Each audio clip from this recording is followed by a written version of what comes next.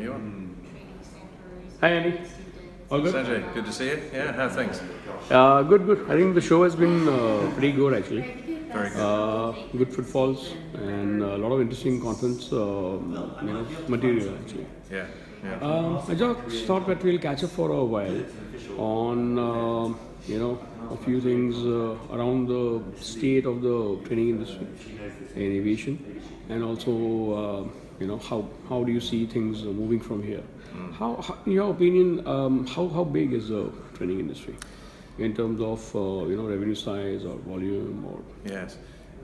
If you look at the entire market from ab initio through to the hardware and so forth, around the 6 billion mark, with probably about 12% of that, 12.5% on the hardware side.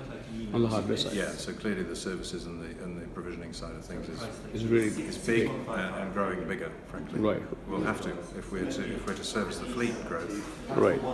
That is obviously where the growth is going to have to be.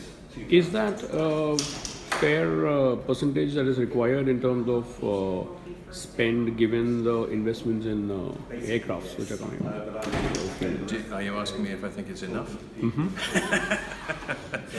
I think the trick of 6 billion sounds like a very big number, but it's always in a context, right? Not in the scheme of things, really, though, is it? Right. Looking at the growth rates that we're looking at and the demand, it seems to me a sensible figure.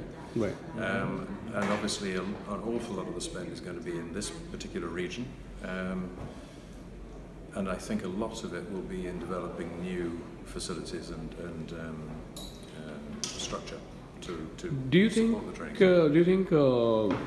Emerging technologies like VR, Yeah. virtual reality, and AR, do you see significant investments in that from not just airlines but other Yes, players in the industry? I think we're already seeing some. Obviously, some of the maintenance training that's been going on through HoloLens. Recently, there's been a couple of contracts let.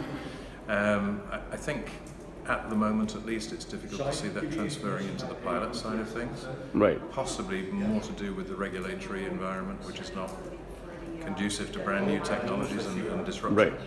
However, when you look at the cost points, clearly there are some new products on the market, not necessarily yet in the civil side, but certainly in the military side, which show tremendous promise. We've seen a couple in the last 6 months that are really quite capable. Right. They've cracked the problem of motion sickness with the headset and the Right. motion platform. So that's a big plus. And when you look at networking devices, they become extremely capable. So I think we will see increasing use of that technology. We're already seeing it in maintenance and cabin crew. Right. And that seems to be very applicable. Price points are reasonable. Right. Volume throughput.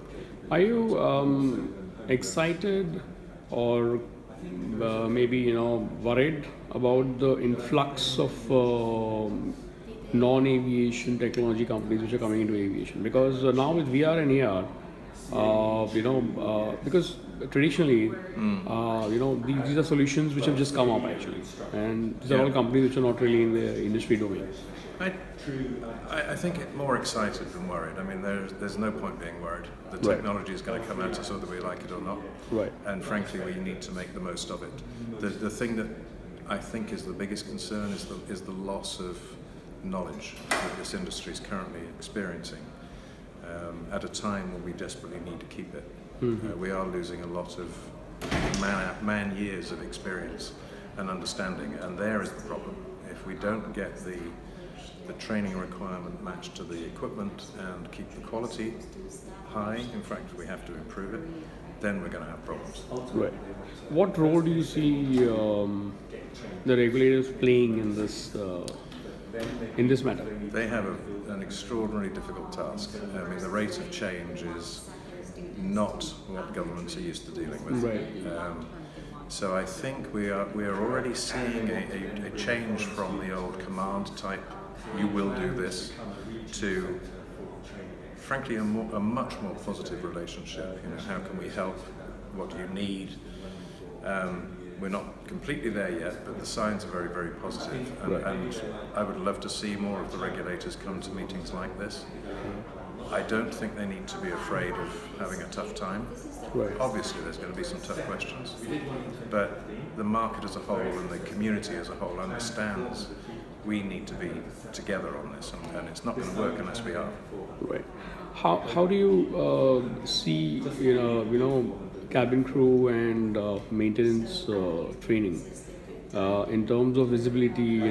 Because traditionally there's a lot of talk and focus on pilot training. Yes. So what do you think needs to be done to ensure that these streams are also getting a bit more of the budgets? Yeah. Yeah. I mean, clearly both are critical.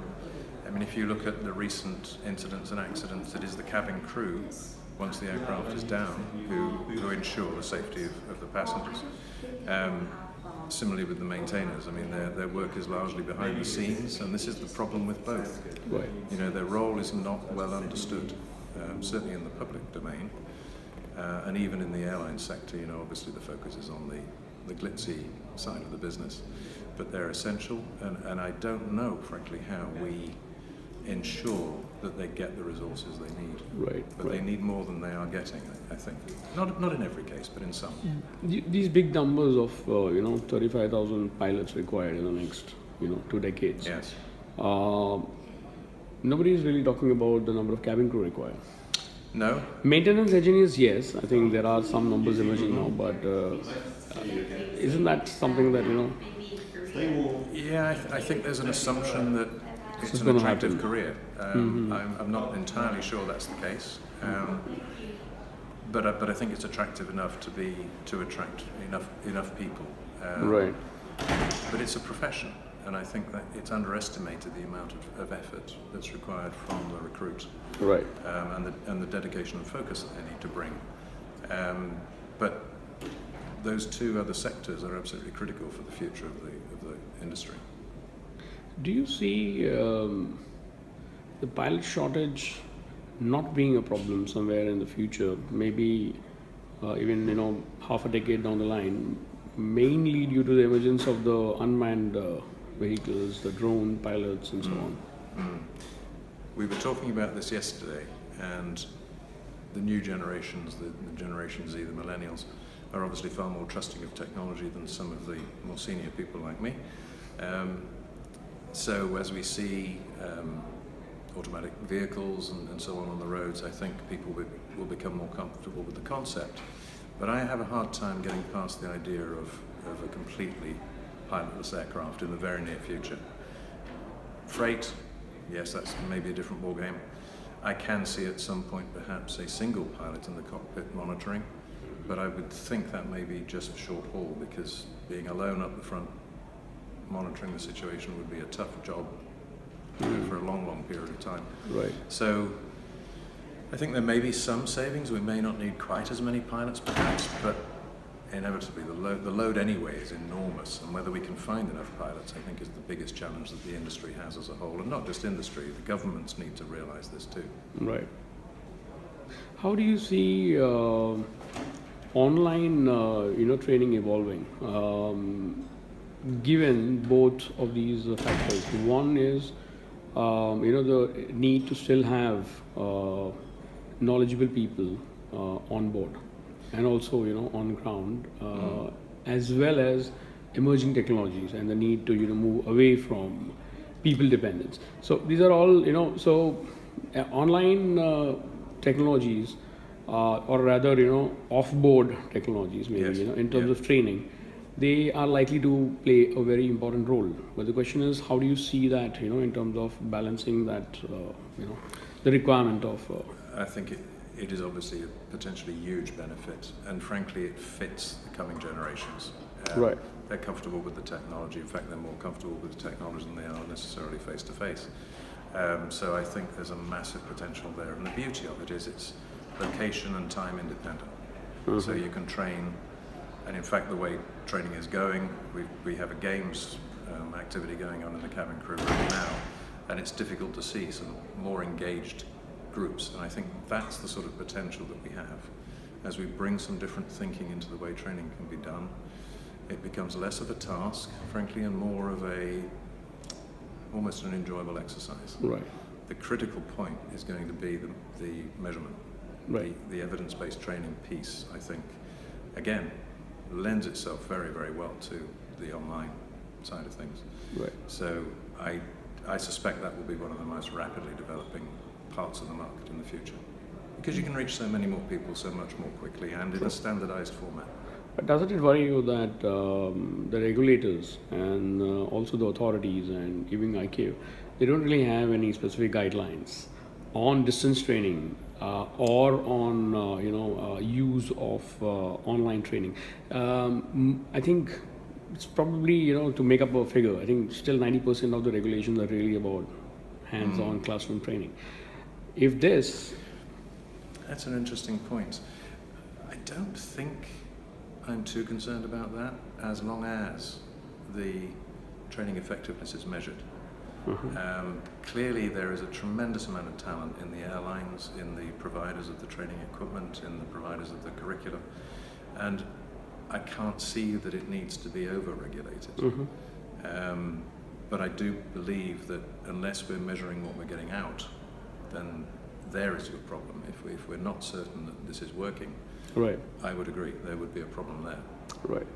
But again, it's moving, it's changing so rapidly that the regulators would struggle to keep up. All right. Thank you, Andy. It's been a pleasure talking to you. As always, Sanjay, thank you very much.